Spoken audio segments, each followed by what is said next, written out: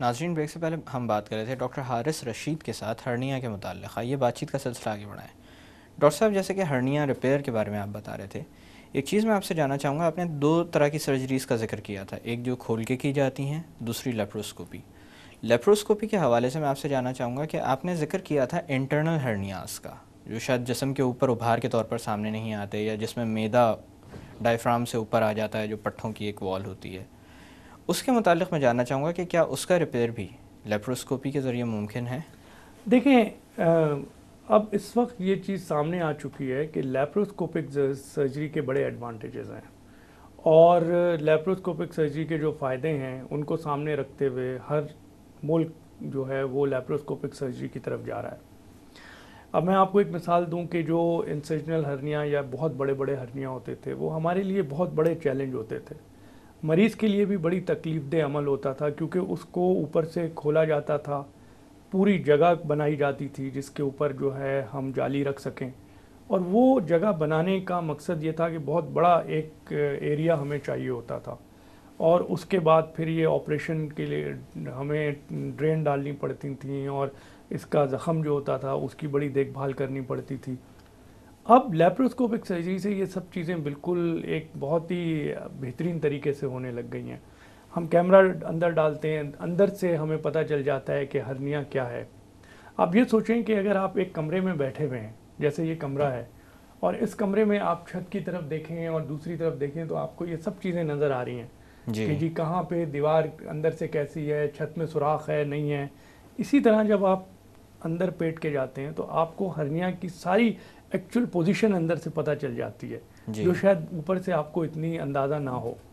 ऊपर से आपको कभी ऐसा लगता है कि एक हर्निया है, जब आप अंदर से जाते हैं तो पता चलता है नहीं जी एक नहीं है, ये तो 2-3 हर्निया थे। तो आप उस सारे हर्निया को निकालते हैं और अंदर एक बहुत बड़ा मैश जो है वो लगा देते हैं, जाके वो सब कवर हो जाता है, ख़त्म। अब जब आप ऑपरेशन के बाद उठते हैं तो आपको कोई चीरा नहीं होता, और आपका वो हर्निया भी ख़त्म हो चुका होता है जी। और ये ऑपरेशन अब काफ़ी तेज़ी से हो रहे हैं, और इसमें कोई ऐसी कॉम्प्लिकेशंस इतनी ज़्यादा नहीं है। तो ये एक बहुत बड़ा एडवांटेज है। आपने जैसे ज़िक्र किया कि वो हर्निया इंटरनल, जैसे स्टमक का ऊपर चले जाना, ये काफ़ी पॉपुलर हर्निया है लेप्रोस्कोपिक पॉइंट ऑफ व्यू से। तो वो भी अगर आप इसको खोल के करेंगे तो शायद आपको पेट के साथ साथ सीने को भी खोलना पड़ जाए, और ये एक बहुत बड़ी सर्जरी हो जाती है जी। तो अगर आप ये लेप्रोस्कोप के ज़रिए कर रहे हैं तो उसमें तो ये आम तौर पे एक इस हर्निया, पैराइसोफेजियल हर्निया जो ओपन किया जाता है, वो काफ़ी मुश्किल हर्निया का ऑपरेशन है सर्जरी का, अगर खोल के करें। और होता ये कि फिर उसमें एक हफ्ते 2 हफ्ते तक पेशेंट जो है रिकवरी के फेज़ में आता है। ऐसे हर्निया में लेप्रोस्कोपिकली जब आप करते हैं तो एक दिन नहीं तो ज़्यादा से ज़्यादा दूसरे दिन पेशेंट अपने घर जा रहा होता है। तो इसका जो फ़र्क है, जो एडवांटेज है, वो तो बहुत ही ज़्यादा है, मतलब अगर आप उसको कंपेयर करें जी। हाँ, स्किल्स ऑपरेशन करने वाले की ज़रूरी है, लेप्रोस्कोपिक सर्जरी को जानता हो वो, उसका एक्सपीरियंस उसमें बहुत ज़रूरी है, और ये चीज़ें हैं, उसके साथ सामान होना ज़रूरी है। तो हाँ, इशू जो यहाँ पे आ रहा है वो आता है कॉस्ट का। जो लेप्रोस्कोपिक सर्जरी है वो अभी तक थोड़ी महंगी है, उसमें जो सामान आलात यूज़ होते हैं वो बड़े महंगे हैं। ओपन सर्जरी उसके मुकाबले में सस्ती है। उम्मीद है कि आगे चल के आस्ता आस्ता लेप्रोस्कोपिक सर्जरी ये मसला भी हल हो जाएगा।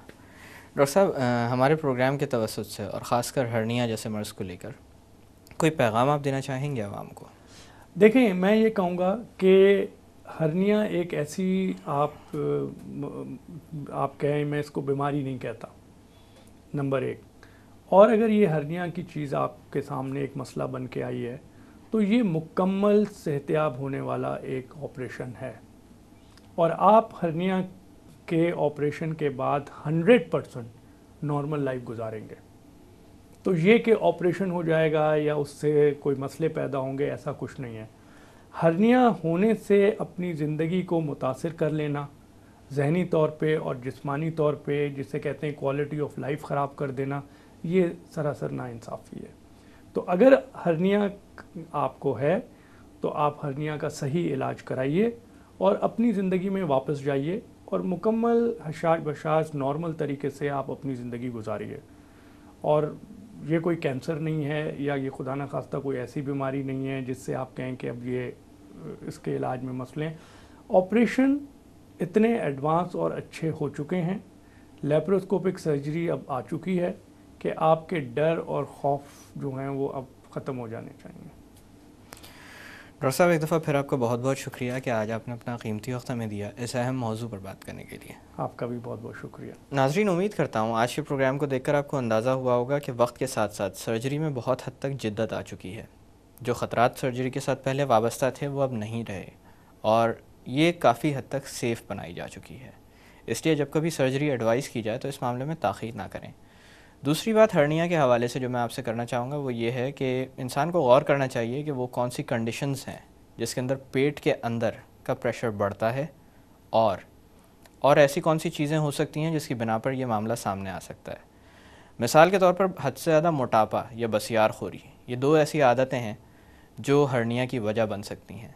अगर आप अपने वेट को कंट्रोल करेंगे तो इससे ना सिर्फ आपकी मस्कुलर वॉल जो आपके एब्डोमेन को प्रोटेक्ट कर रही होती है वो भी बेहतर रहेगी, बल्कि वेट कम होने की बिना पर हर्निया के चांसेस काफ़ी हद तक रिड्यूस हो जाएंगे।